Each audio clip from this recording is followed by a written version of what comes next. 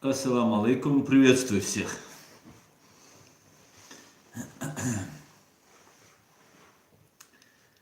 Так, и снова я. Здравствуйте. Сегодня 20 декабря 2019 года. Машволю алейкум салам. Всем салам алейкум. Всех приветствую, дорогие друзья. Рад, что снова с вами в эфире. Дух свободы, Аслан Керимов, Адам Грузинский. Как найти? Азери Турко, Миша Мансуров. Всех приветствую, всем ассаламу алейкум. Сичего. 5 сич. Нормально вроде. У меня на двух этих нормально. Привет, Аслан Максик, приветствую. Юрий Бесенкульт, ассаламу алейкум, ассалам, чат, фон прямо радует. И чат, фон прямо радует. Баркалла, Александр Белый, приветствую, Александр, доброй ночи, Аслан. Также всем салам, приветствую, Александр. Так, Жора Майер, ассаламу алейкум, салам. Он социал С подтянулся, ассаламу алейкум, Хаумит Ливон Чаусархой. Глюк был на секунду. Так, Азери Турку. Аслан, что слышал о стрельбе на Лубянке? Что расскажешь по этому поводу? Украина смотрит тебя. Саша Грищенко. Приветствую, Украина. Слава Украине. Чинилин представляет. Салам. Что будет с Ичкерией и с Россией после падения режима? Россия станет нормальной демократической страной. Ичкерия получит свою законную независимость, оккупационные войска покинут. Так, Фома Нервотрепкин, привет из Украины, привет, Фома. Айдер Кремлы, ассаламу алейкум, раматуллах баракату, братья. Ва алейкум салам, брат Кремлы. Привет из Баку, Келли Саферова, привет, Баку, привет, Келли. Так, поехали. Ночь из Германии. Ассаламу алейкум, ассаламу алейкум. Ва алейкум салам. Дели салам маршал. Так. Сейчас все обсудим. Обсудим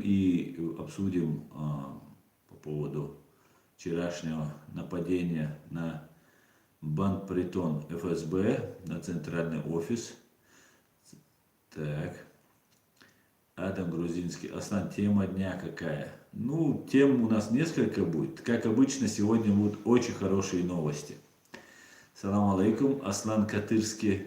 Майки Йохас. Алейкум салам. Так, ставим лайки, говорит Джахар Дудаев. Так, сколько нас? Давайте собираемся, подождем немножко. Аслан Керимов. Аслан, и галстук хазгущу одержа леквала мэтсун дал алшур. Леквала. Не, держишься и дегду. Ичкерия лайф му, это не мне. Так. Так, сегодня, как обычно, у нас хорошие новости. Так, Михаил Барсук. Привет соседу из Бременхафен. Привет, Михаил. Руслан Лабазану. Мешдики. Руслан, отсамешьте мочу балбо. Так, поехали дальше. Так, Хамзат Хамидов. Ассаламу алейкум. Ассаламу алейкум. Салам, брат Хамзат.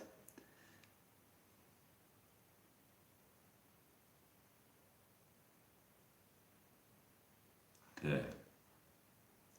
Слава Вильной Ичкерии, говорит Да Винчи ФД. Героям слава, Да Винчи. Приветствую. Маш Вовель, антирашизмус. А так, это не мне. Так, поехали. Тор. Аслан, есть информация по поводу базы ГРУ Альпах?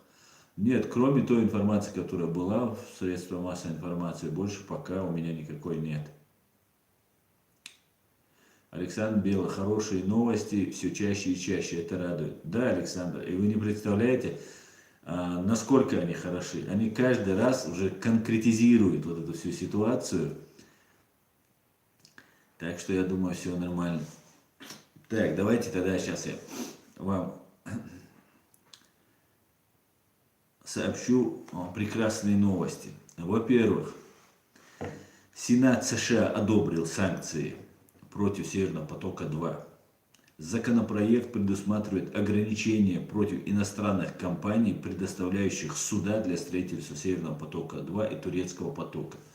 То есть не только Северный поток-2, да, но и Турецкий поток. Это значит, что иностранные компании, а только иностранные компании могут этим заниматься, потому что у российских нету ни судов, ни навыков, ни опыта заниматься такими глубоководными проложением вот этого трубопровода.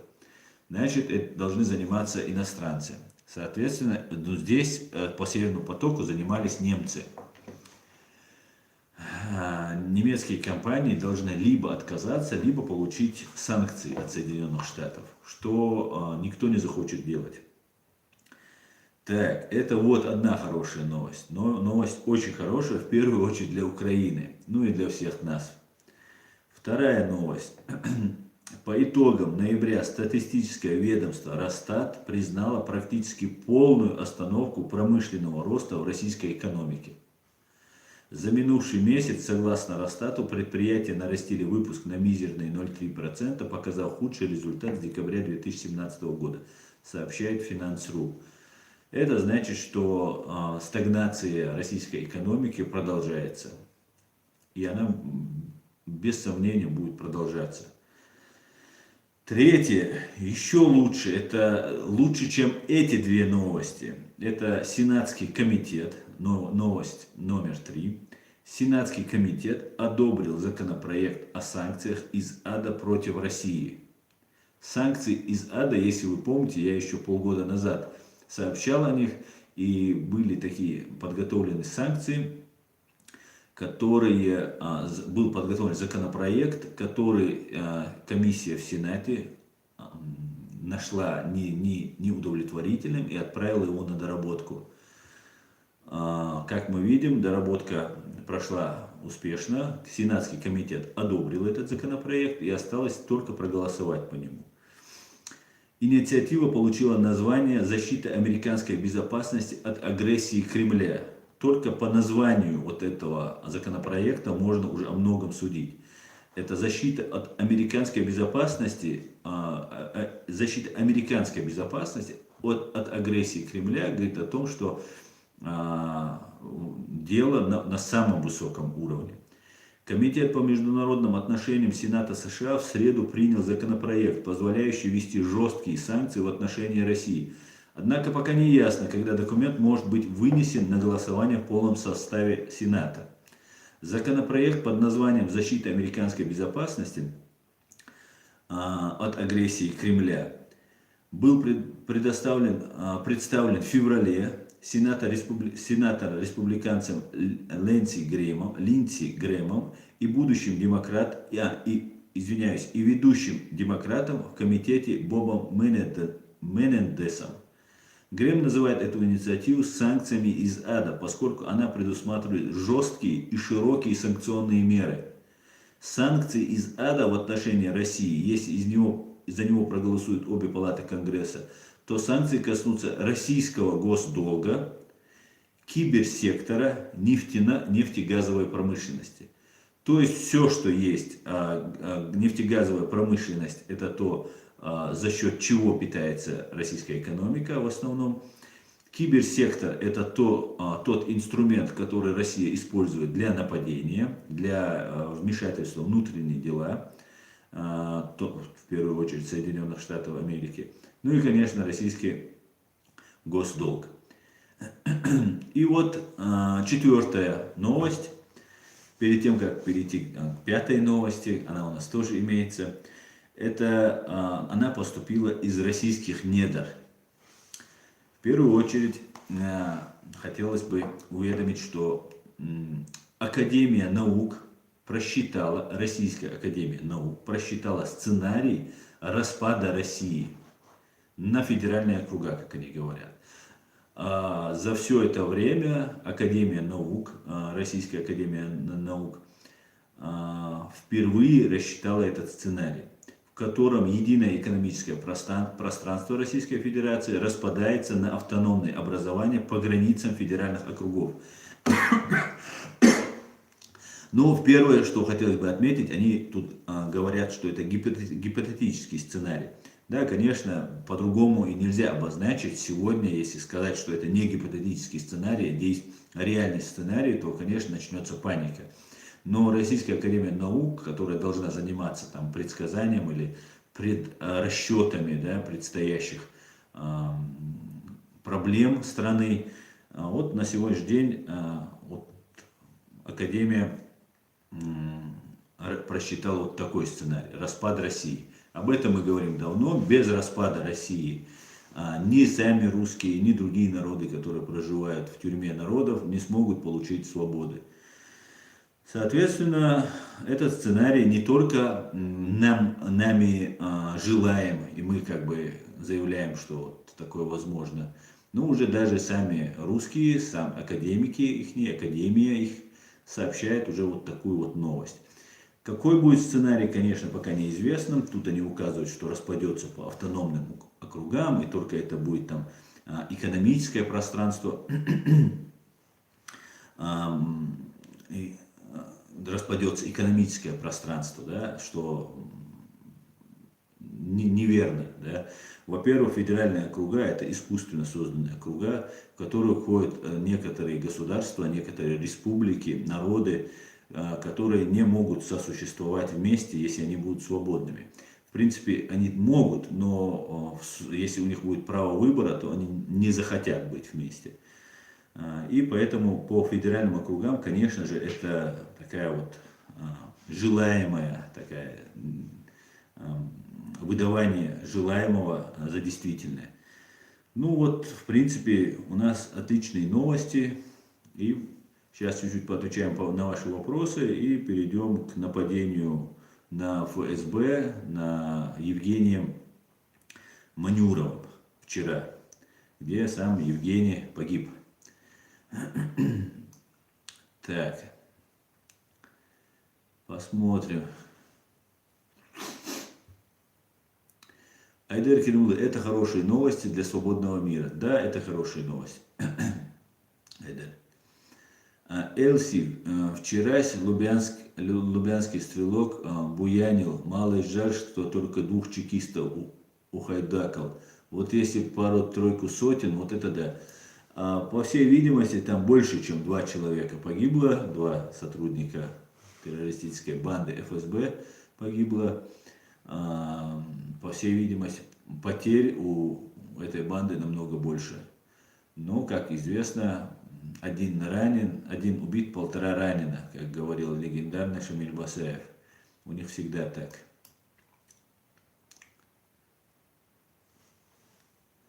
Так. Германия. Машволь Аслан говорит. Маршал Хиль. Ирина Шулешка, Машволь Аслан, Маршал Хиль. Жора Майер, слава Америке. Героям слава. Так, лунный свет, вы правы, говорит. Так.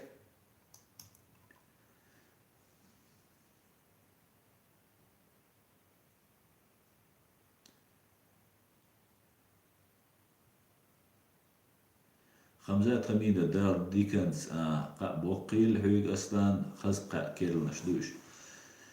Да, вот Хамзат Хамида говорит, благодарит меня и говорит, что это очень хорошие новости. Да, это очень хорошие новости, это очень далеко идущие новости, далеко идущие последствия вот у этих новостей.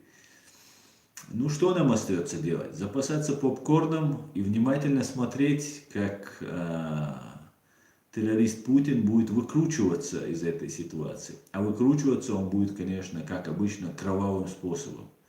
И вчерашнее нападение будет отличным поводом, чтобы начать закручивать гайки. Но даже если бы не было этого нападения, гайки бы закручивались бы в любом случае. Но Поживем увидим, как говорится. Михаил Барсук. Сегодня день чекиста в России, говорит. Да, Михаил Барсук, сегодня день чекиста, я его называю день палача. Так что днем палача. Так.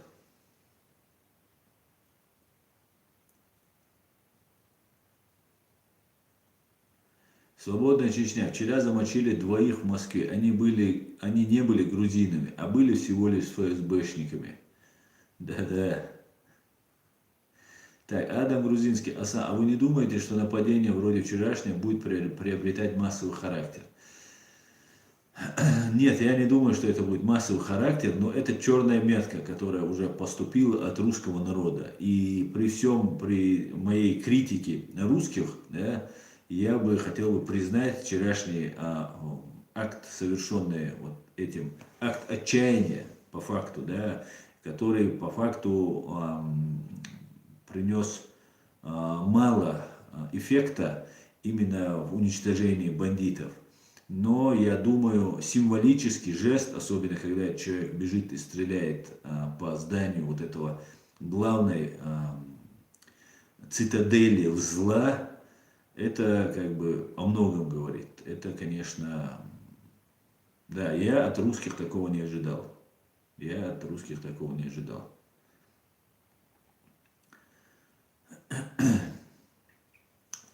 Так, поехали дальше. Рагнар Хантер. Идлибе бомбили Сирию по гражданским. Да, бомбили и очень часто бомбят. Много детей, кстати, погибло. Позавчера были жертвы, вчера были жертвы. По-моему, позавчера были жертвы. А Путин продолжает свое кровавое дело по убийству мирных женщин и детей. Я не знаю, как долго это будет продолжаться, но ответить ему за это все придется. Тор, Аслан, правда, что Сенат США принял первый этап импичмент против Трампа? Да, Нижняя палата проголосовала за импичмент большинством голосов. Теперь, это, кстати, тоже хорошая новость. Теперь должен проголосовать Сенат. 2/3, то есть 66% от сенаторов должны проголосовать. И если эти 66 проголосуют положительно, то есть за импичмент президенту Трампу, то Трампу грозит импичмент, вылет из своего кресла президента. И самое, вот посмотрите, импичмент Трампу проходит, да, и помните, был такое видео, где Аслана Масхадова судят, и на ЧГТРК Грозный, на российском канале ЧГТРК Грозный показывали, как низко пали вот эти ичкерийцы, которые вызывают Масхадова в суд. Так вот, это обычная, нормальная для здорового общества процедура. Да, конечно, было бы хорошо, если бы этого не было. Но огласку вот этот суд Аслана Масхадова получил только вот недавно. В то время я, например, я не жил в то время в Чечне, и я не слышал и не видел об этом. Ну, что сказать. Отлично, все отлично. Если Трампа снимут с должности, то это очередной удар. Хотя толку от того, что даже если Путин и КГБ смогли Трампа сделать президентом, если это будет доказанным фактом, толку от этого Путин не поимел. Только потери, дальнейшие будут дальше только потери. Никогда Америка ему этого не простит. Никогда.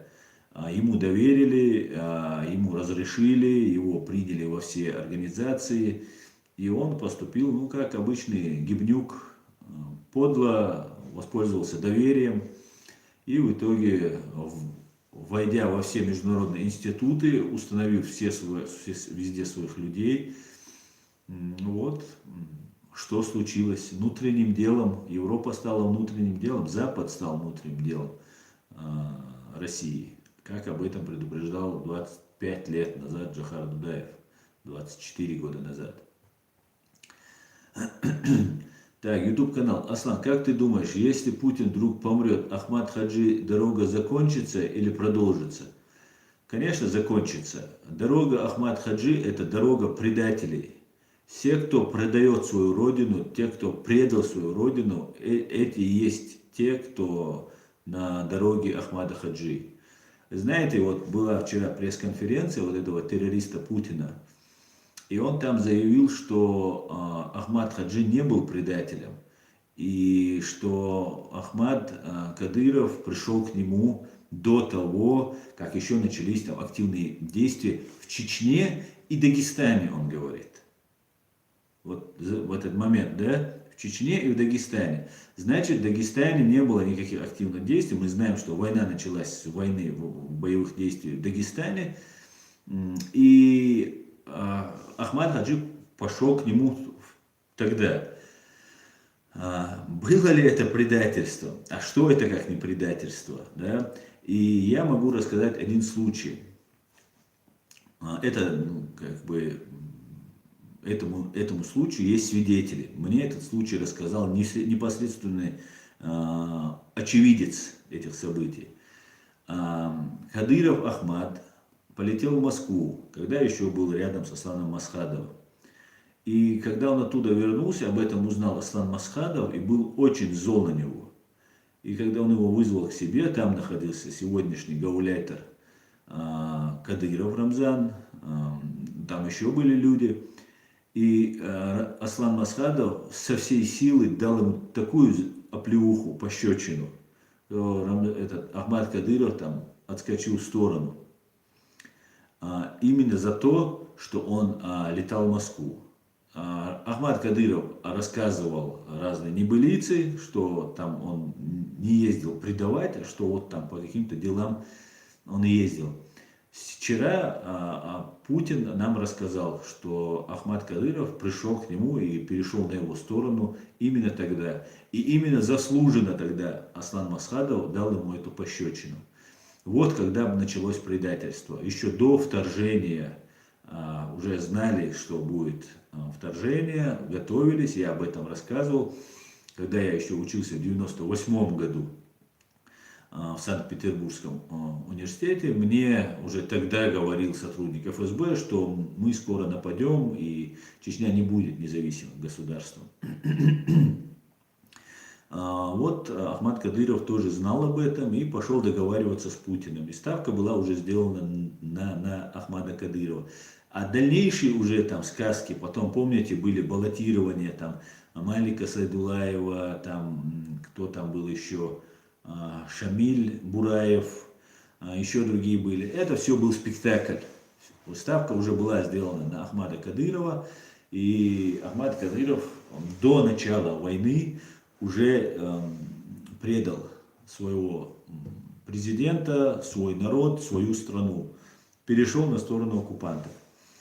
Вот, в принципе, вся история Ахмада Хаджи Кадырова. Так, поехали.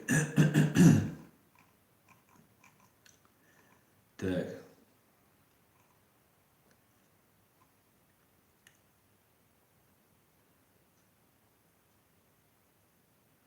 Эд Бамедов, салам Асан. Я думаю, США дает шанс для окружения Путина избавиться от него самим, так как все окружение Путина уже давно на крючке. А как мы видим, многих олигархов выкидывают из США и не только. Салам, Эд. Да, скорее всего, так и есть, потому что у Америки, я думаю, все-таки есть очень неплохие позиции, да, при том, что допустили козла в огород, как говорится, но при всем при этом у Соединенных Штатов, конечно же, есть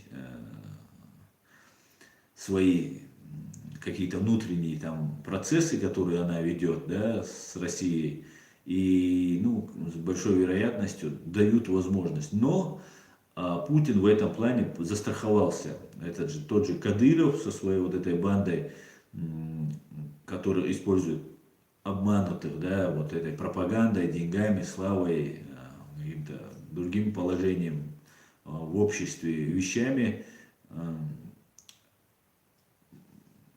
Ну и, короче говоря, получается, что Путина так просто не сдвинуть, да? Путин очень сильно подстраховался. За 20 лет он забетонировал вокруг себя вот эту ситуацию, где его не так-то просто свергнуть.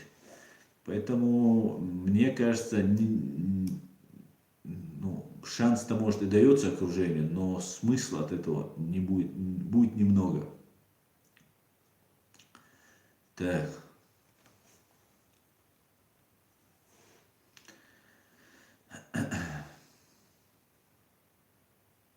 Мамеда, я думаю, все может произойти очень быстро, и надо быть внимательным. Да, в один прекрасный вечер мы ляжем спать, а на второе утро мы проснемся, и это уже будет другая страна, другая ситуация. Постпутинское время наступит. Конечно же, когда наступит постпутинское время, если здоровые силы в России не смогут взять инициативу в свои руки, то есть вероятность, что, конечно же, ситуация может там чуть-чуть выйти из-под контроля и начнутся какие-то беспорядки. Но при всем при этом конец всегда этому, конечно же, наступит. И Россия должна стать нормальным цивилизованным государством, где свобода слова будет, права человека будут защищены, право народов на самоопределение, ну и так далее.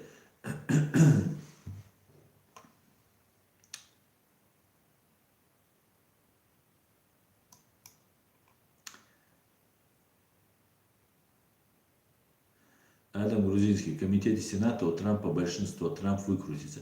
Да, Адам Грузинский, вероятно, импичмента Трампа может избежать. Вероятность такая имеется.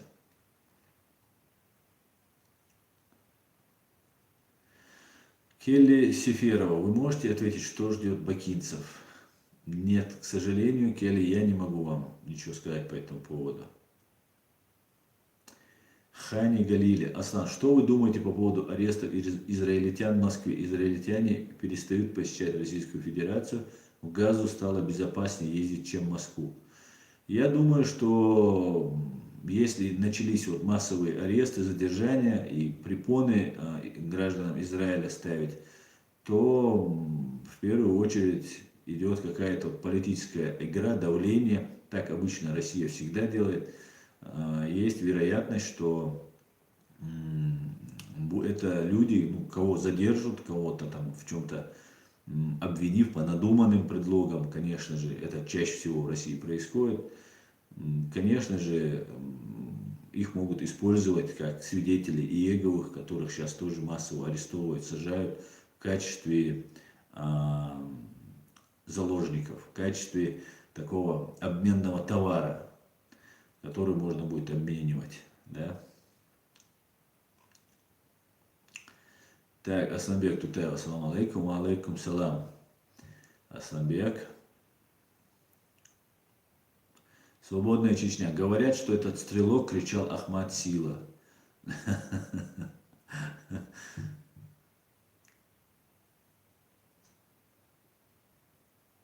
Наталья Башкова. В Украине, на Донбассе, украинские военные фиксируют факты привода детей на позиции боевиков, на опорные пункты. Да, вполне возможно. А для чего, Наталья?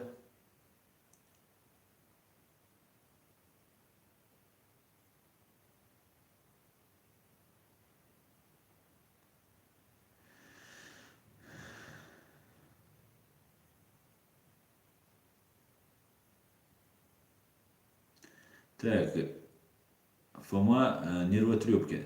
Я думаю, что это постановка ФСБ, как подрывов домов злыми чеченами в Подмосковье и Волгодонске с якобы обстрелом.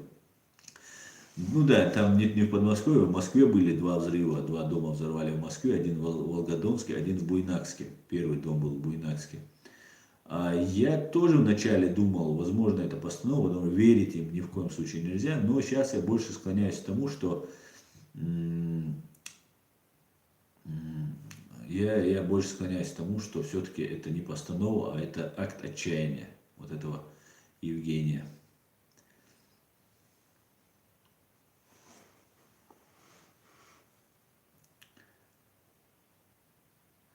Так.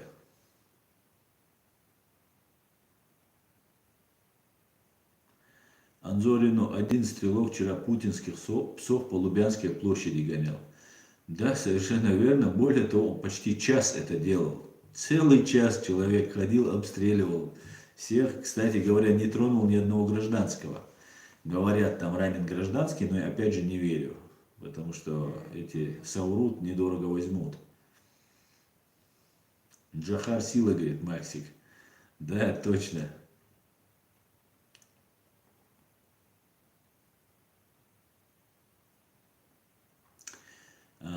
Он социал С. Лилипутин помрет, время пути Ахмада Хаджи продлится максимум 2 дня. Да, 48 часов. Максимум 72 часа, трое суток.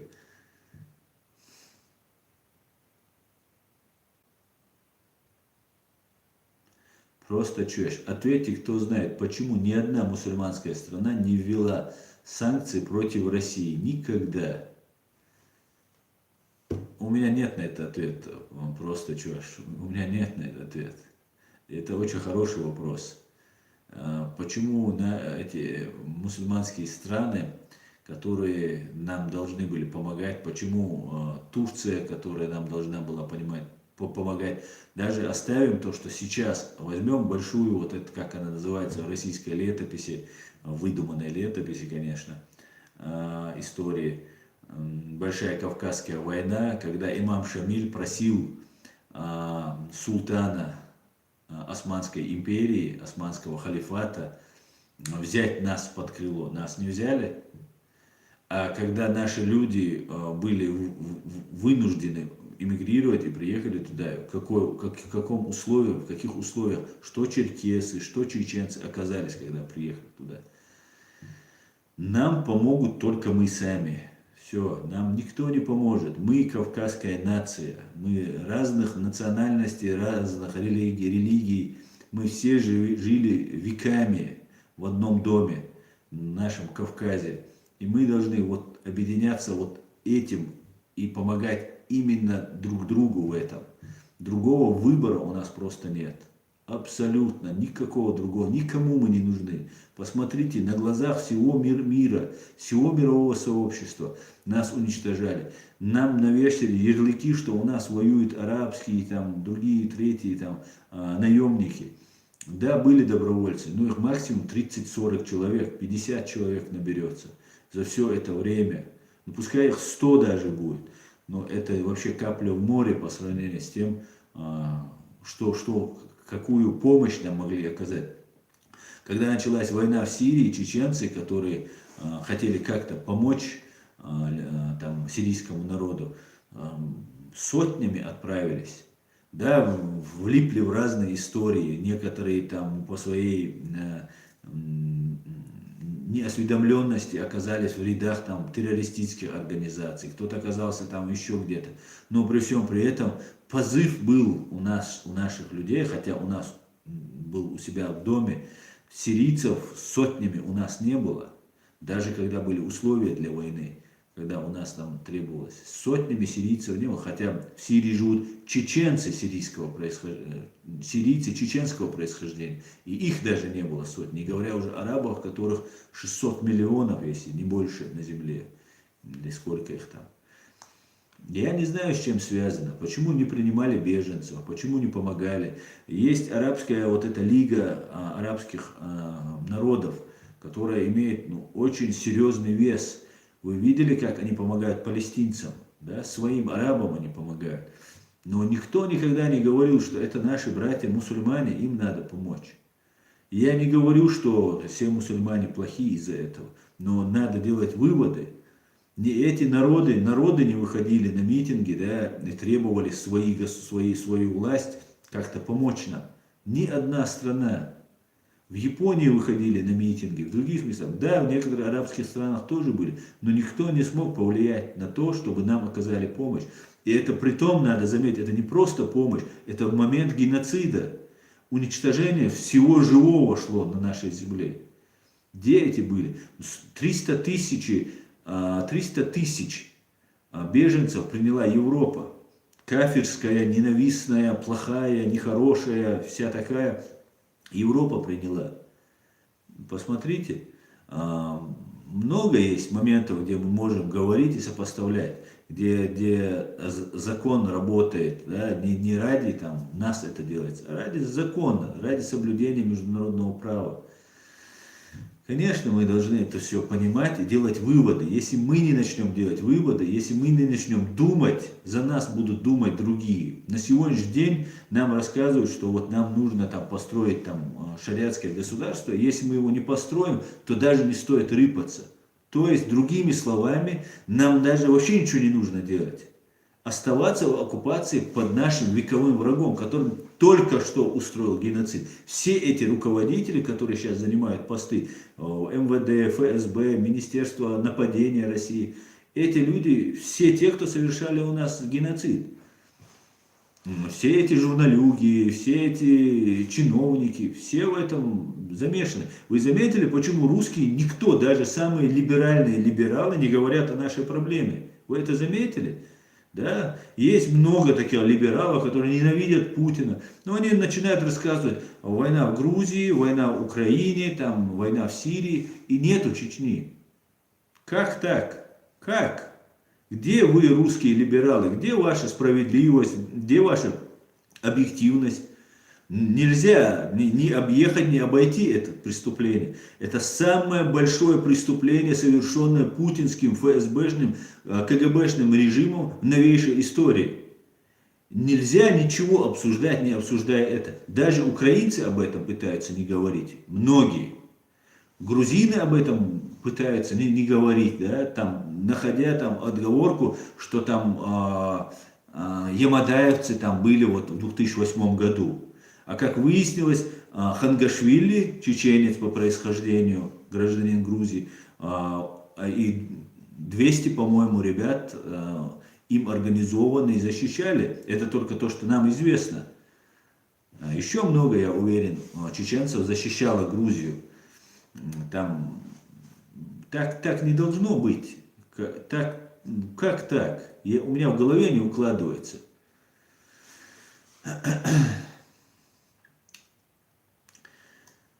Так, поехали дальше.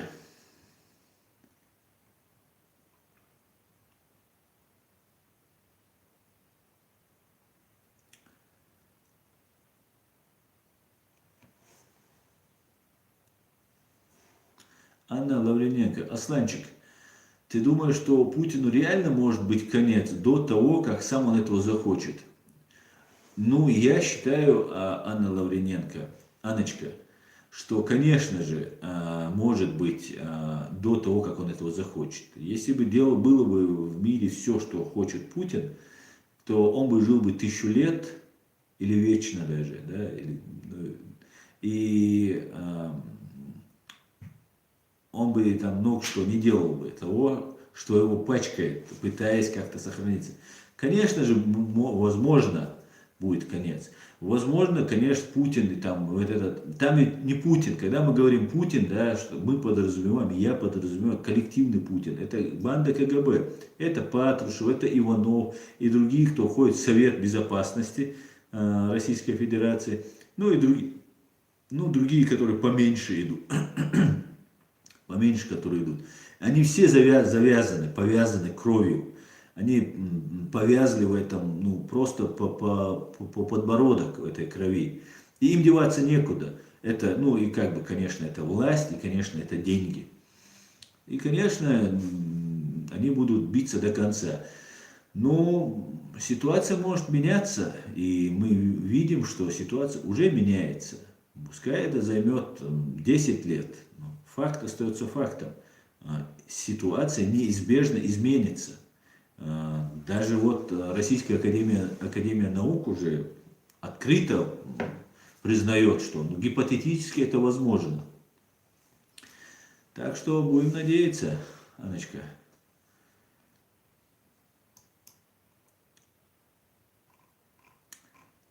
Так. Ох, сколько у меня вопросов написали. Я тут, короче говоря, придется все это перемотать, друзья. Так, зачитаю Елену Орлову. Приветствую всех. Приветствую, Елена. Антирашизм. Почему русские не создают список реальных героев, тех, кто жертвует жизнями и здоровьем, борясь с режимом, хотя он будет скудным, но даже этого нет. Да, ну вот видите, сейчас смотрите, какая ситуация. Да, давайте сейчас поговорим тогда вот об этом случае, который произошел вчера.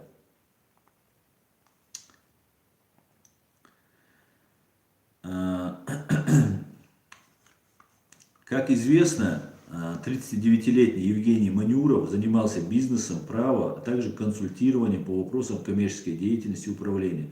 Мужчина хорошо стрелял, участвовал в соответствующих соревнованиях и занимался собственным образованием уже во взрослом возрасте. Например, ходил на курсы ВШЭ, Высшей школы экономики.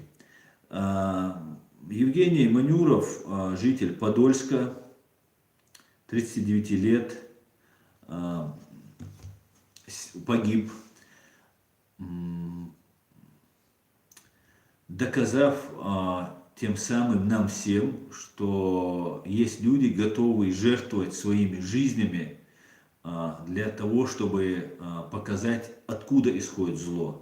Если вы видели на видео, этот человек бегает вокруг вот этого главного здания Лубянки и стреляет по окнам и по зданию.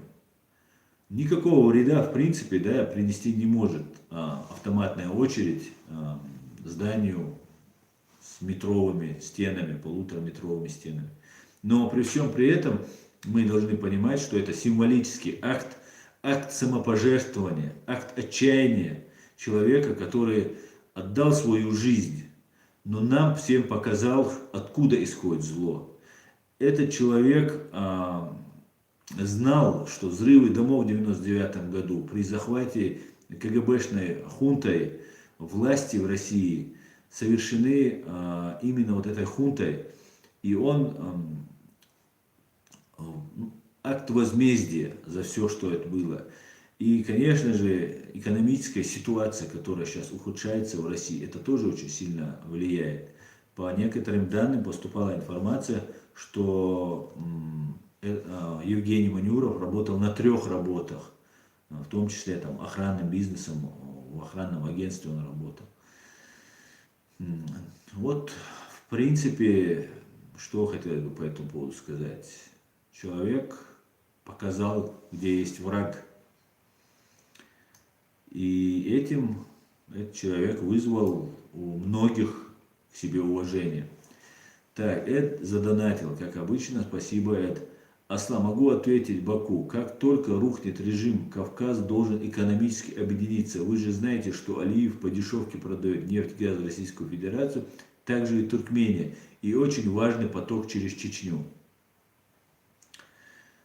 Да, ну, Алиевы, это старые КГБшники, да, вот его отец был министром иностранных дел, если я не ошибаюсь. И когда разваливался Совок, КГБшники национальных республик захватили власть у себя, тот же Казахстан, тот же Азербайджан, Таджикистан, Узбекистан. Вот, ну, ничего не изменилось в этих странах. Эти страны также остались под той советской оккупацией. Это помните, как отмена крепостного рабства в 1861 году, и после этого ты переходишь в батрачество. Ничего не изменилось. Власть осталась у тех же бояр, которые были при том советском крепостном праве, и потом уже ты уже стал добровольным рабом, да, ты уже, тебе деваться некуда. Та же ситуация произошла при распаде Советского Союза. Кстати говоря, Советский Союз распал не потому, что там очень сильно там, на него надавили, а потому что так решили КГБшники. Они решили, что их экономика не конкурентоспособная, и нужно переходить на рыночную экономику и входить в международные институты, ну и, соответственно, обогатиться самим. И вот все, что наши родители, наши деды, бабушки накапливали, да, не имея ничего своего собственного, потому что все принадлежало государству, эти люди захватили. эти люди не только нас убивают, обманывают и так далее, они нас обокрали, они всех нас обокрали. Та же приватизация, которая проводилась, в которой не участвовал чеченский народ, точнее граждане Чеченской Республики, эти люди также остались, мы все были обворованы, в том числе и русские. Так. Не гони гусей, говорит. Дорогой Аслан, Турция и арабские страны помогали и давали довольно много. К сожалению, вся эта помощь оседала в карманах генералов. Ну, что-то, помощь, конечно, была от простых людей. Была такая помощь, и ее отрицать было бы неправильно с моей стороны. Но я считаю, что она была недостаточной. На политическом уровне, если нет, если никто не оказывает давление, да, вы знаете, что первым, кто сказал про внутреннее дело и поддержал Россию, это был такой любимый чеченцами Саддам Хусейн. Так.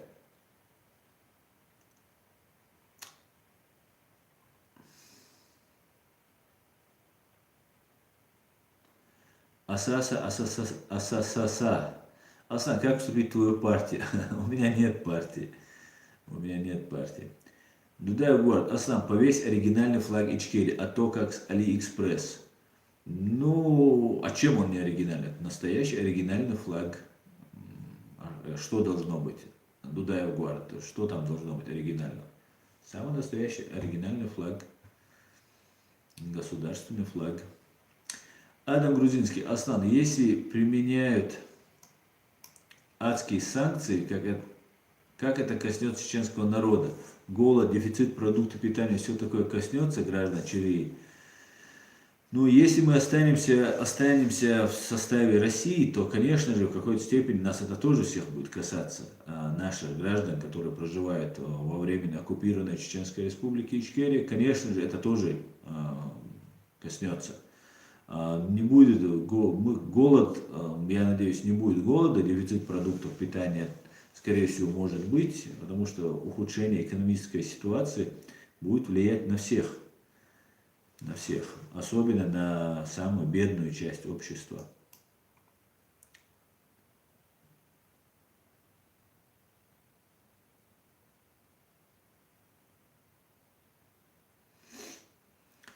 Тор. Я когда-то смотрел отрывок из программы «Человек в маске». Там один чеченец рассказал, что во время войны в Чечне активно работали все спецслужбы мира. Ну, я не знаю, все спецслужбы мира там, наверное, не уместились бы.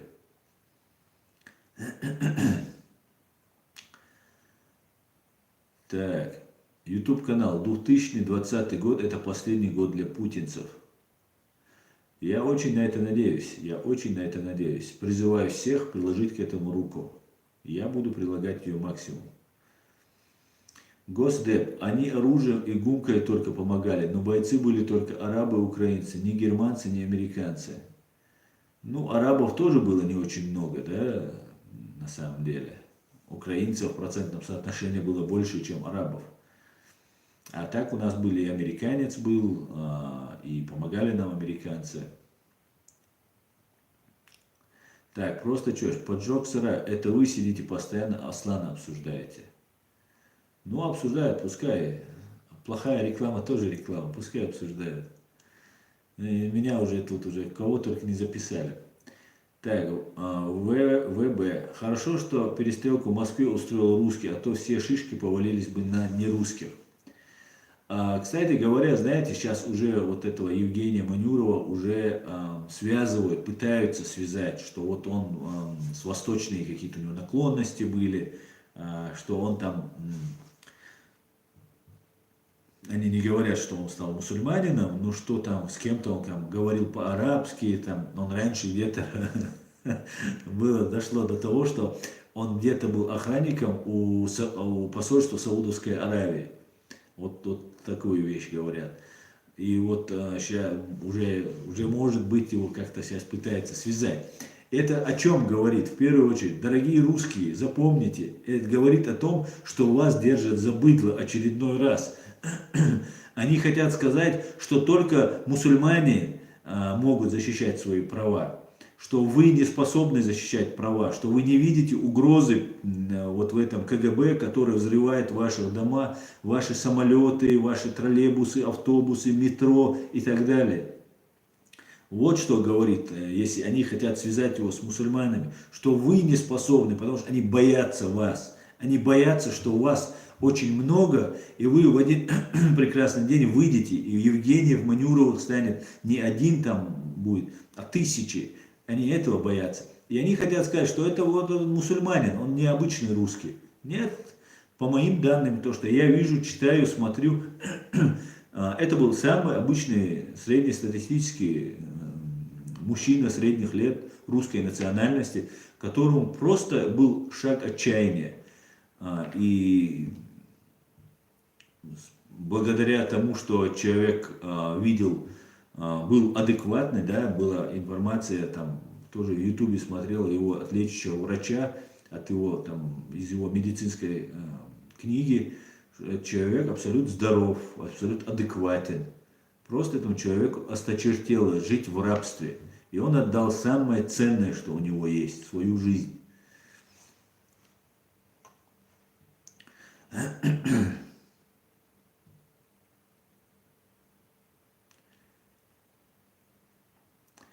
Кайл Бровловский утюгом просто погладь флаг, говорит. Оставьте мой флаг, говорит, друзья. Нормальный мой флаг.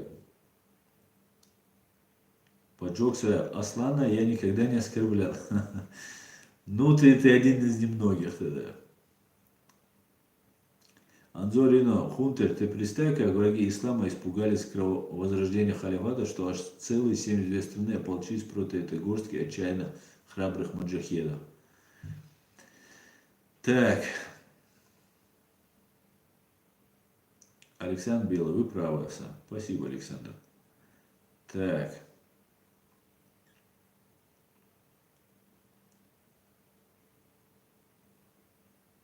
Тур, Аслан, как ты думаешь, зачем Эрдоган заигрывает с Путиным? Неужели он не понимает сущность Путина? На Россию нельзя положиться. Зачем ему такой союзник? Ну, я не думаю, что они союзники. И я, если честно, я не думаю, что Эрдоган там каким-то супер такой справедливый, такой защитник мусульман, как его он себя пытается преподнести. Я так не думаю. А так, ну, его задача, чтобы его власть, его партия, его единомышленники сохранили власть в Турции. Наверное, так. Я просто не очень осведомлен.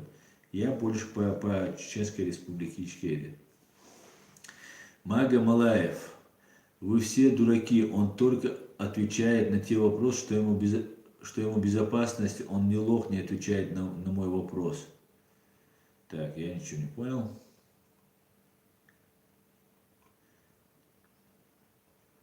Так.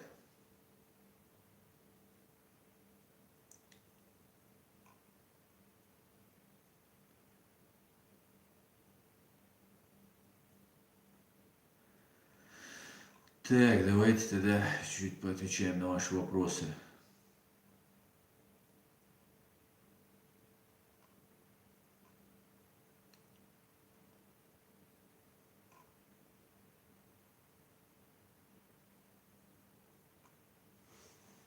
Так, Жора Майер, Московская Народная Республика. Да-да-да.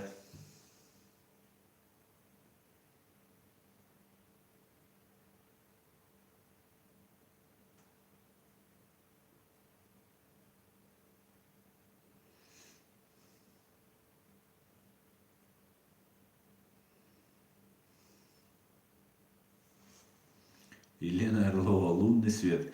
Каждый поддерживающий Лили Путина лживый и подлый. Да, и Шариков.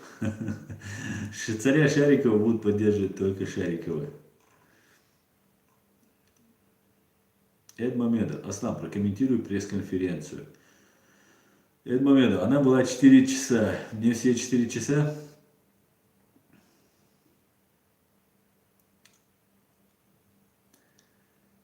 Так, Азери Турку, Аслан, давай вы не будете обсуждать Эрдогана. Мы, турки, не быдло. Сам подумай, народу он угоден или нет. Народ остановил военный переворот, защищая правителя. Делай вывод.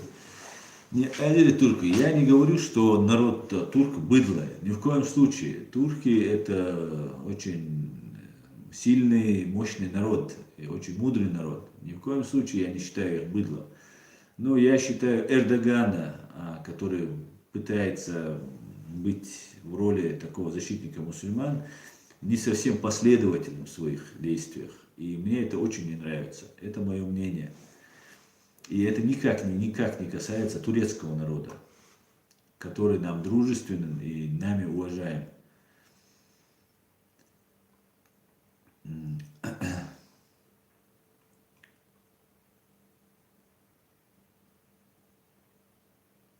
Просто чушь. Аслан, нам не нужно свое государство. Вахата нам не даст чего-то добиться.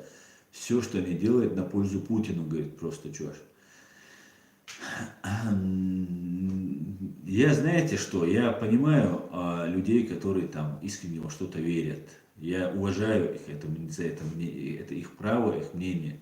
И я буду бороться за их право в нашей демократическом правовой Ичкерии. Я буду бороться за то, чтобы эти люди имели право на то исповедовать нашу религию или любую другую религию, как они хотят.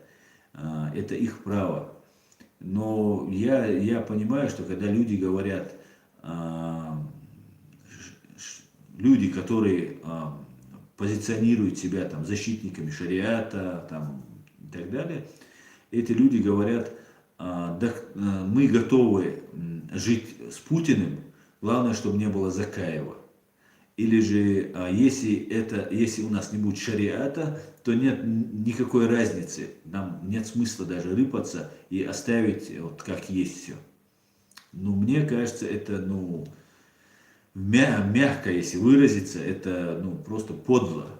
И еще мне не нравится, когда люди приезжают сюда, в Европу, нанимают себе адвокатов, борются за свои права, отстаивают в судах, да, не мусульманских, не шариатских судах, приезжая в немусульманскую страну, изучают тут язык, получают гражданство, добиваются через суд политического убежища и так далее. И потом говорят, что вот мы должны установить шариат. Они не знают, как установить. Нету ни одного примера, как можно установить шариат. Вот одну страну хотя бы, на примере кого мы будем строить шариат. И вот когда задаются такие вопросы, не имея кадров на это все, мы начинаем говорить, что вот мы должны строить шариат. Что такое шариат, как им пользоваться, да, это значит, если мы не должны входить все тагутское, все кафирское, все не мусульманское должно быть отвергнуто. А что должно быть отвергнуто? ООН, Организация Объединенных Наций, у меня у первого больше всего претензий к этой организации. Но другого нет в мире, понимаете? Все страны, и мусульманские страны ходят в эту ООН. И мы должны туда войти. Это международное право. У нас есть конституция, где религия и государство отделены друг от друга. Государство должно заниматься государственным строительством, налаживанием контактов со всеми странами, и в первую очередь западными странами, которые на сегодняшний день являются передовыми во всех отношениях, военных, экономических, технологических и так далее. И мы должны со всеми с ними налаживать. А как по-другому? Покажите мне другой пример. Не просто я хочу, а я хочу рая на земле, я хочу, чтобы денег не было. Я бы хотел, чтобы установилось, да, сейчас, чтобы не обрезали это все, надо это как-то сказать, а то скажут, что потом я за коммунизм. Вы знаете, что коммунизм это очень такая привлекательная идея была. Вы знаете, что коммунизм говорил, что никаких денег не будет, когда мы уже достигнем вот этого рая на земле, да, что никаких денег на земле не будет. Ты заходишь в магазин и берешь, что хочешь. Ну, вот как в раю, да, только это может не магазин там в раю будет. У тебя нет денег, нет тюрем, нет преступности. Это вот достигнуть этого. Я хотел бы, чтобы мы так жили. Но есть реальное положение вещей. На мой срок, который мне отведено, и там ближайшие 100 лет, я считаю, это невозможно, что не будет денег, что установится вот такое время, когда все будет отлично. Но невозможно. Есть сегодняшнее положение вещей, и есть проблема нашего народа. Над нами совершен акт геноцида. У нас убито до 30% нашего народа, граждан нашей страны. Кто за это должен? Мы должны это простить? Я не согласен с этим. Если кто-то считает, что мы должны простить и там где-то собираться в мечети, обсуждать там какие-то дела насущные, там, и Всевышний накажет их, да, конечно, накажет. Я абсолютно в этом убежден. Нет ни малейшего сомнения, что Бог накажет. Бог накажет каждого за обман, за лицемерие, за убийство, за кражу, за все Он накажет. И любого человека, и Путина в том числе. Но если мы будем ждать, пока Бог накажет, может много что произойти. И нам Бог говорит, но вы должны как-то это право, которое вам дано мной, вы должны его реализовывать.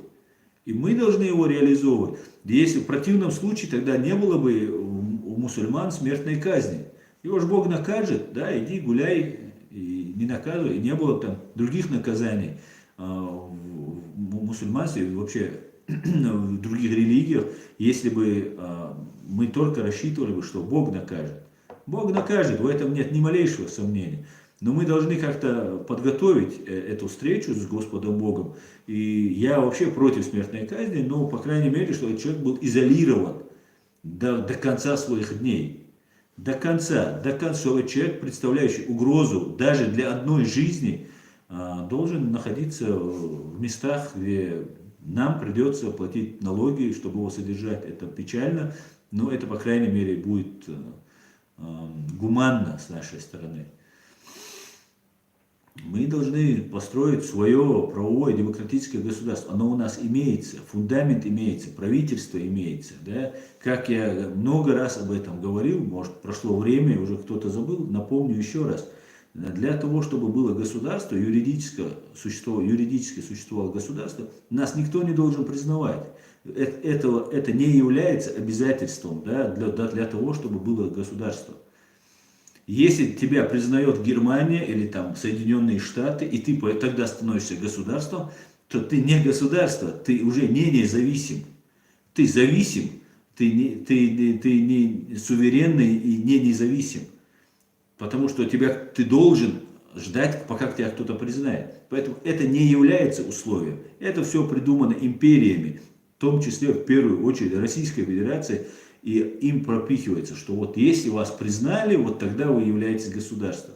Нет, это не так. Государство считается, в соответствии с международными нормами, считается первое необходимое условие для существования государства. Территория, народ, правительство, независимое правительство. И это правительство должно мочь устанавливать международные отношения с другими государствами, с другими там, институтами международными. Вот эти 4 условия по существу. Если у нас не будет правительства, в том числе, вот, которое у нас имеется, Ахмед Закаев, хороший он, его команда, плохая его команда, это уже другой вопрос. Кстати говоря, сейчас идут изменения, назначаются, снимаются люди, назначаются представители, идет какая-то работа бюрократическая, у них там ведется. И если мы отказываем Ахмеду Закаеву, хороший он, плохой, еще раз я говорю, у меня тоже могут быть претензии там, какой-либо деятельности, какому-либо человеку из этого правительства. Ну, это мое право, и я буду его говорить, но мне не обязательно об этом, на весь мир об этом кричать. Если я недоволен, я могу как-то найти каналы или же сесть сам и что-то сделать, понимаете? Делайте каждый. Оставьте правительство, нас это не касается. Мне это вообще не интересно. Есть правительство, слава Богу. Я как юрист, я в этом вопросе очень долго разбирался. Я разобрался в этом вопросе. Есть ли какие-нибудь моменты, да, нюансы, какие-нибудь юридические пробелы? Конечно, есть. И они не могут не быть, когда мы пережили столько лет оккупации, столько лет войны, столько погибло целенаправленно первых лиц, самых носителей нашей власти, целенаправленно наш вековой враг убивал. Конечно, произошла дезориентация, многие моменты там произошли, но власть, преемственность власти командой Ахмеда Закаева сохранена. Все, мне как человеку, я исхожу из своей позиции. Мне абсолютно ничего не нужно, ни от правительства, ничего. Мне нужно, чтобы права моего народа были минимально, просто желательно максимально, но хотя бы на минимальном уровне защищены. Мы вообще не защищены. Нашими правами занимаются русские, которые устроили над нами очередной геноцид. Мы не можем это просто так оставлять. И вот я начинаю что-то делать. Что я могу сделать? Я могу сесть и сказать: Ахмед Закаев ничего не делает. Ахмед Закаев совершил такую ошибку. Ахмед Закаев сделал это. Ахмед Закаев сделал то. И что от этого? Сила Ахмеда Закаева станет сильнее, мое правительство станет сильнее? Нет, ни в коем случае. Ни в коем случае. Что я тогда делаю? Если я хочу пользу, а не то, чтобы или навредить специально, или просто высказать свое там мнение такое, которое я вот питаю нелюбовь к Ахмеду Закаеву и его окружению. Совершал ли Ахмед Закаев ошибки? Конечно, совершал. Я не совершал, потому что я ничего не делал именно в нашем государственном строительстве. А тот, кто что-то делает, конечно же, он совершает. Тем более на войне, тем более, когда враг коварен, опасен и жесток. Конечно, все это происходит. И что я могу в этом случае сделать? Я могу, если у меня нет какого-нибудь там преследования своих личных корыстных интересов, какого-нибудь своего эго удовлетворить, да, что я такой вот, как я поставил на место, как я сказал там Ахмеду Закаеву и его товарищам, как они были неправы там 10 лет назад, какой я крутой, да, я это высказал правителю в лицо, да, можно сказать. Если у меня этого нет, то я должен что делать? Сделать все, что от меня зависит, оставим это правительство. Или я помогаю, или не мешаю.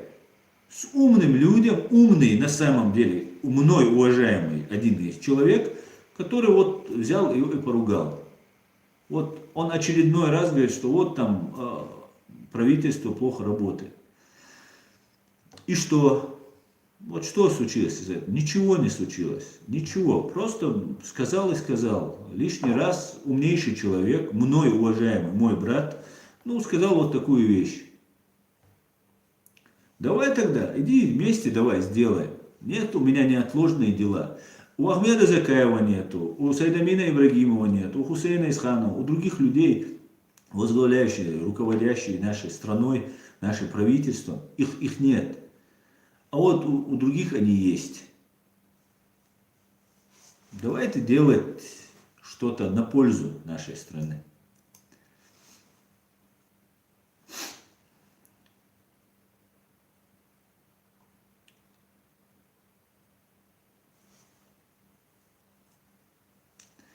Госдеп. Путинский ислам — это традиционный ислам. Он только его разрешил в Чечне. Если не верите, сами спросите.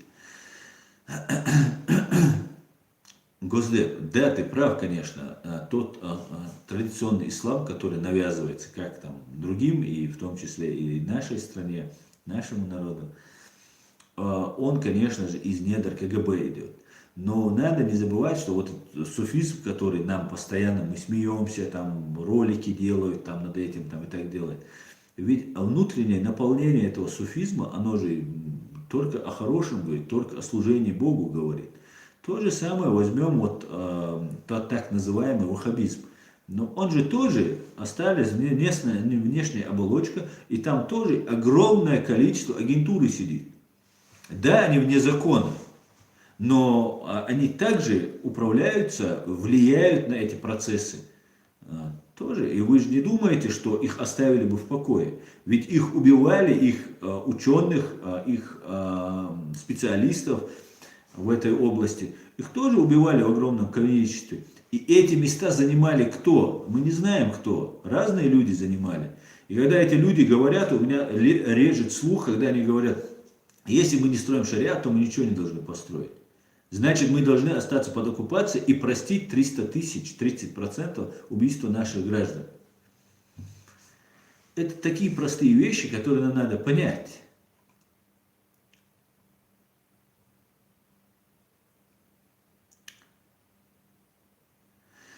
Дебора, в Чечне правозащитники отсутствуют как вид. Да, конечно, правозащита не может быть в тоталитарной системе.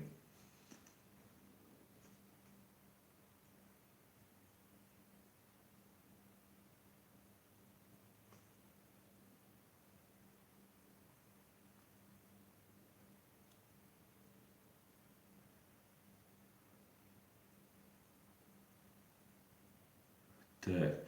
Адам Смит. Я живу в европейском христианском государстве. В тяжелое для меня время христиане мне и моей семье открыли свои двери, защитили меня, решили все проблемы, впустили в свою семью, и я им благодарен до гроба.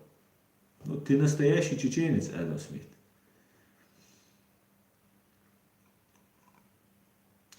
Так, просто чушь. В Чечне при СССР был шариат. Что вы докопались до шариата? Нужно свое государство, чтобы был шариат. Комнатные игиловцы, говорит.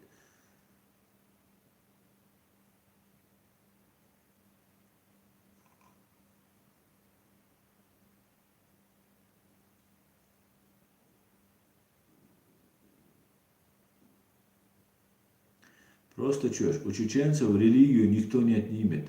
Маит и дин массу мехтя дурачье, говорит, просто чушь. Игорь Микеладзе. Суфизм – это любовь, ваххабизм – это ненависть. Это твое мнение, Игорь.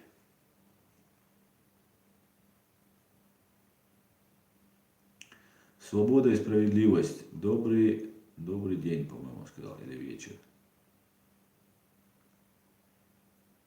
Добрый вечер, Аслан. Добрый вечер, свобода и справедливость.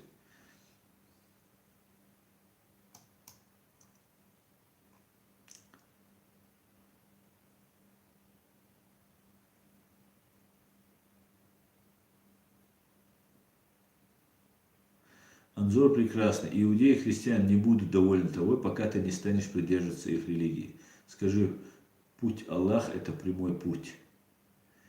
Анзор прекрасный. И ты вот выхватил фразу, которую тебе много раз говорили. И вот сейчас об этом говоришь. Кто говорит, что мы должны, кто-то должны быть нами довольны, или мы должны кем-то довольны? И делай то, что ты хочешь, делай то, что тебе необходимо.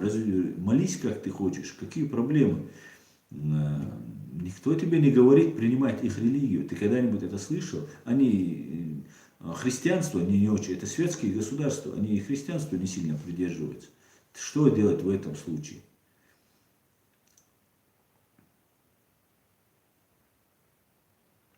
Бенямин Гольц. Объясните, пожалуйста, как можно обращаться по отчеству к тому, кто убил половину твоего народа? Ну, Бенямин Гольц. Я, например, иногда Владимир Владимирович Путин полностью произносил это имя, и я не считаю, что я чем-то ему там сделал. Я просто обозначил его настоящее имя. Так в русском языке принято по имени-отчеству обращаться. Да? Обратиться по имени-отчеству – это не так страшно, как любить человека, который убил треть твоего народа.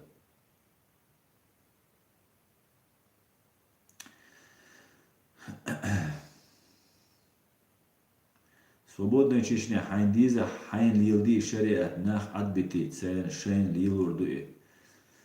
Так.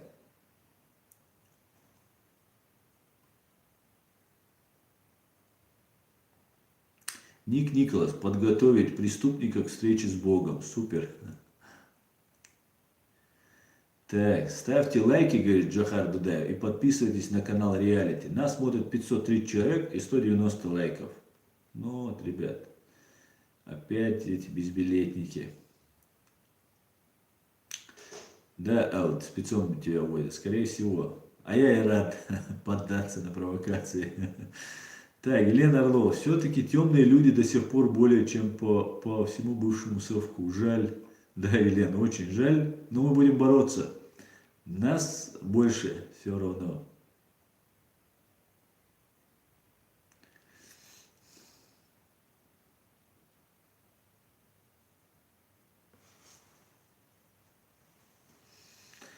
Так, Адам Грузинский. Аслан, дин лилда парвату есть, парвату хил мэш пачалк есть, и на хунцак есть. Сначала построй свое государство, а там уже устроим референдум, примем законы и так далее. Да, абсолютно, Адам, абсолютно с тобой согласен. Кстати, Адам, большое тебе спасибо за твою активность, которую ты проявлял. Я надеюсь, продолжишь проявлять. Потому что пока не освободим нашу страну, мы должны проявлять активность. А потом уже можно в горах попивать чай, лежать под деревом. Ичкерия Лайв. Будет интервью с Полом Гоблом? Да, будет. Я разговаривал с Полом, он будет писать кое-какие тексты, и мы с ним будем записывать интервью. Да, будет.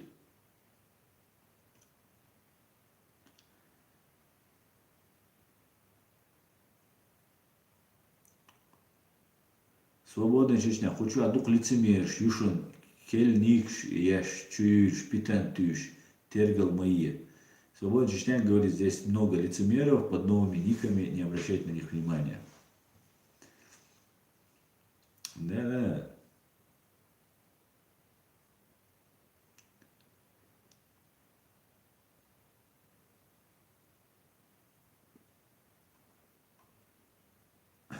Елена Орло. Молодцы, модераторы. Терпение у вас, дай бог каждому. Так, да, не надо всех банить, не надо, это аккуратненько. Пускай будут разные мнения, мы будем отвечать на все вопросы, на какие мы сможем ответить.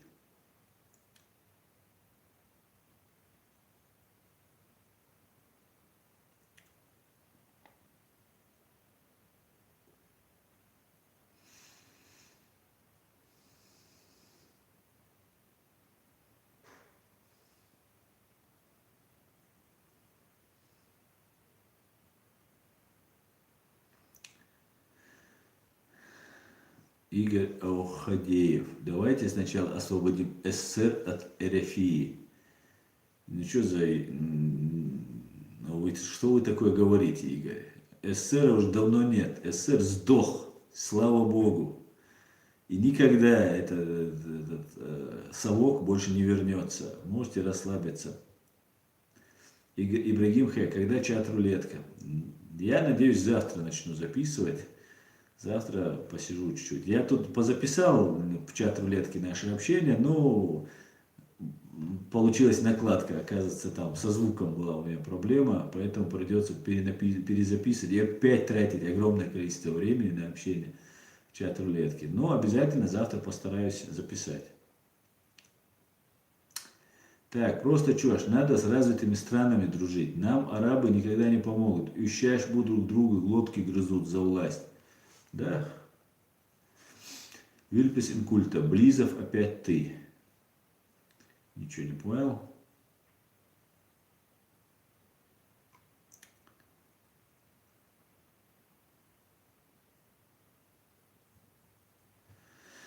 Так.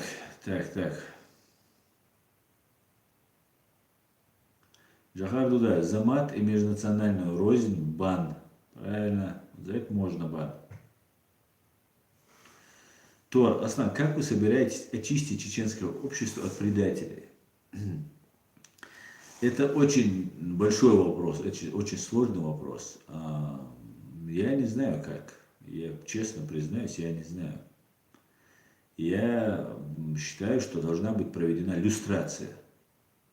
Это обязательное условие. Мы должны взять пример с некоторых европейских стран, таких как Литва, Латвия, Польша, и провести иллюстрацию. Но для этого нужно время, никаких таких резких движений мы не можем делать. Но это очень сложный, долгий процесс. Я надеюсь, мы справимся. Но это очень большой процесс, это очень сложный процесс. И предатели – это та главная сила, на которую опирается вот эта имперская Россия, фашистская Россия. Я надеюсь, что мы справимся с этим. Так, Сергей Воткевич, добрый вечер. Как вы относитесь к Беларуси и белорусам и интеграции? Спасибо. Добрый вечер, Сергей. Я об этом говорил еще на прошлых своих стримах. Я к белорусам отношусь очень хорошо, особенно к тем, кто хочет быть свободным, демократическим, жить в свободном демократическом государстве. Ни о какой интеграции, я об этом говорил, ни в коем случае нельзя. Россия – это зло, это беда, война, нищета, коррупция и тоталитаризм. Вам ни в коем случае туда нельзя. Ни в коем случае. Хоть куда бежать просто сломя голову, и вам очень удобно будет там бежать в сторону Запада. Я имею в виду направление ваше политическое направление, а не людей. Так что Украина свой выбор сделала, выбор за вами. И я надеюсь, что вы не поддадитесь. Кстати говоря, то, что вот Лукашенко отказался от этой интеграции с Россией, мы видели, что преступления Лукашенко начали всплывать. Появился человек, который рассказывает, что были убийства оппонентов, да, противников Лукашенко. Было ли это? Ну, скорее всего, возможно, это могло быть. Лукашенко не самый, не Махатма Ганди, конечно, но при всем при этом это вот всплыло после того, как отказались, как Лукашенко отказался. Что делает ему честь, хотя если он преступник, конечно же, он должен отвечать за это. Ибрагим Хэй, после каждой чат-рулетки появляется 1000 новых подписчиков. Да, да. В основном на чат-рулетку очень сильно подписываются люди. Это людям интересно, когда идет диалог, живой диалог. Я сам, на самом деле, считаю вот эти разговоры каждый раз, там, ну, я пытаюсь донести информацию, которая поступает там, но я считаю, что все-таки нужно вот диалогом заниматься, чем вот просто стримами заниматься. Конечно, нужно освещать какие-то новые проблемы, но все время говорить и быть таким специалистом во всех областях, это, ну, как бы не мое. И я пытаюсь как бы узконаправленно даже говорить в своих стримах. Так, Адам Грузинский. Сегодня же дня возобновляю рассылку с Ютуба. А так я ВКонтакте, в Инста активно рассылаю ссылку Аслан. Это мой подход на Российскую Федерацию ради ЧРИ. Это очень полезно, да, и всех молодых людей я призываю, распространяйте, вырезайте видео, распространяйте, что вы посчитали нужным, что вы посчитали интересным, и просто распространяйте. Везде пишите, говорите, не сидите без дела. Если бы это было бы неважно, у ГБ, у Путина не было бы специальных троллей, на которые они тратят миллионы и миллиарды рублей. Так.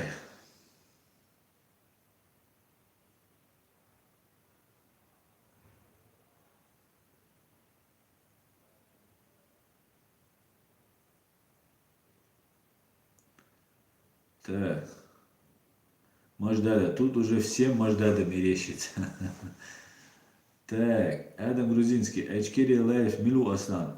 Хакаманди Ауи. Да, это наш человек. Данил Шумилов. Анзорино. Эти регионы нужны Кавказу опять как за ресурс, так и забор от агрессии мусульман-арабов. Так, Сергей Войткевич, спасибо, удачи вам. Мы, народ Беларуси, против, однако интеграция идет. Сегодня еще несколько карт подписано. Спасибо вам. Желаю вам удачи, Сергей. Я думаю, вы справитесь. Дай Бог вам сил справиться. Александр Белый. Союз нерушимый рухнул давным-давно. Это прошлый век. Да, совершенно верно. Фриман. Когда возникает шанс у чеченского народа освободиться от русской империи, запускаются религиозные агенты и разрушают этот шанс. Так было при Узун-Хаджи. То же самое было после Первой русско-чеченской войны. Да, совершенно верно. Ичкери Лайв. Делитесь видео, подписывайтесь на реалити, говорит Ичкери Лайв. Так.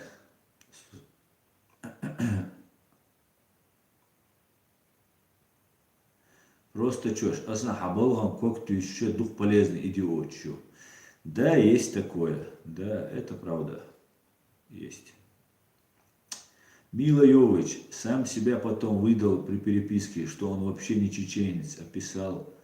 Так, о чем мы тут? Гарик Гариков. Салам Аслан, расскажи про слова Мутко. Я не знаю, что у него, о каких словах речь.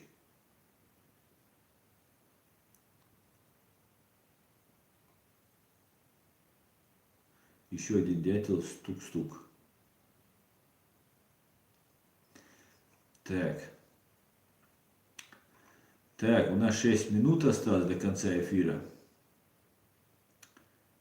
Так. Кара злой был на Мутко. Я не знаю. Я не знаю.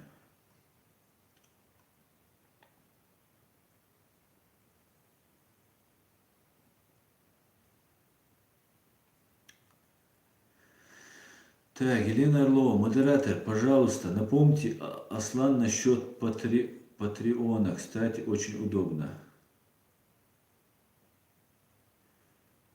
Не понял, Елена, о чем вы? Насчет Патреон. Патриота.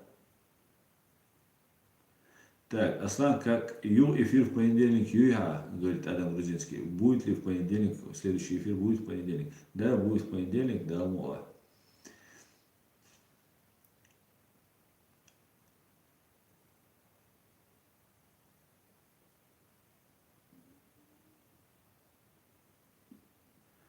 Машу Езерхо. Аслан, большой тебе салам маршал от моей наны. Дели салам маршал хуй Машу Езерхо. Док маршал лу хайнени рейс хуй. Так, Хасан Исраилов. Аслан Сараляпов легитимен или нет? Нет. У нас есть только одно правительство. Можно говорить все, что угодно. У нас есть одна законная власть. Это Ахмед Закаев и его правительство в изгнании. Другого нет. Так, гражданин мира. Задонатил, дался одной гражданин мира. Предатели – это людишки легкого поведения, где выгода на той стороне идейности у них нет. Таким не место в будущей свободной Ичкерии. Ведите учет этих недолюдей, их очень много среди силовиков Российской Федерации. Да, я полностью с тобой согласен.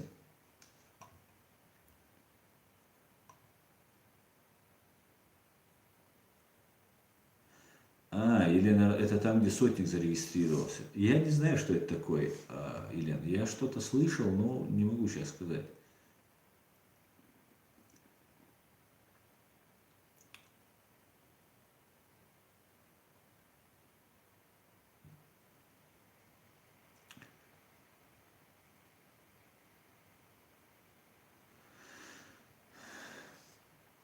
Так, неважно. Аслан, как ты смотришь на грузино-абхазскую войну? Кому это было выгодно? Грузино-абхазская, конечно, России. Только России. И никаких вообще вопросов. Надо было, чтобы часть территории, да, для того, чтобы было ясно, чтобы войти в НАТО, у государства, которое претендует, да, является претендентом для вхождения в НАТО, не должно быть территориальных претензий и споров с кем-либо. И, соответственно, та же Молдавия, Молдова, где Приднестровье, Грузия, Абхазия, Южная Осетия, Украина сейчас, Крым, Донецк, Луганск, часть Донецка, Луганска. Это делается, все поглотить не можем, но можем не дать войти в НАТО. Если они не входят в НАТО, значит это уже жертва, которую можно долго, ресурсов много, опыта много в этом деле, можно долго заниматься тем, чтобы всячески расшатывать ситуацию. Конечно, эта грузино-абхазская война была выгодна только России. Просто чушь. Аслан тапих, они свон, кэр игилши, кэр халифатчи, нас погубят. Да, может быть.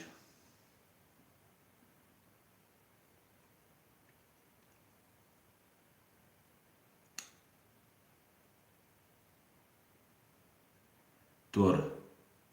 Аслан, почему ты настолько уверен, что кадыровцы не будут сражаться? Кадыров не воин. Ну, Кадыров, во-первых, не воин. Это раз. Нету ни одного сражения, где он там себя показал где-то как-то. Но дело не в Кадырове. Кадыров-то лично сам, если он не воин, он может посылать, да, например, министр нападения России Шойгу не служил никогда в армии. И до него, который тоже был, это Табуреткин, по-моему, тоже не служил. Сердюков, по-моему, звали. Дело не в этом, воин или нет. Дело в том, что кадыровцы это те же чеченцы. Среди них ну сколько, до 100 человек будет вот, окружение, которое управляет, вот, на кого сделала ставка. Ну, основных там 30-40 человек, которые управляют там вот, ситуацией в Чечне. Остальные так называемые кадыровцы, это чеченцы, которые по обману, по пропаганде, еще по каким-то своим личным, семейным, бюджетным, финансовым и другим каким-нибудь проблемам оказались в этом. Некоторые посмотрели на это, ужаснулись и собираются уйти от этого. И мне пишут об этом.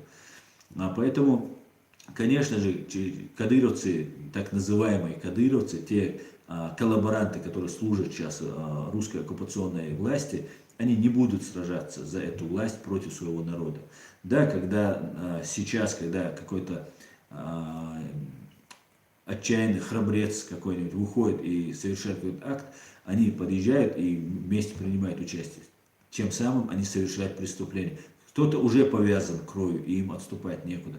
Но по большей части, конечно же, они не будут воевать против нашего народа.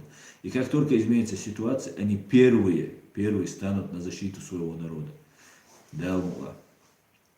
Жора Майер, Ахмед Закаев, истинный сын своего народа. Абсолютно верно. Елена Орлова, уверяю вас, очень удобно во всех отношениях. Да, ну надо посмотреть. Надо посмотреть. Так, господа, мы уже говорим 1,5 часа. И можно уже закругляться.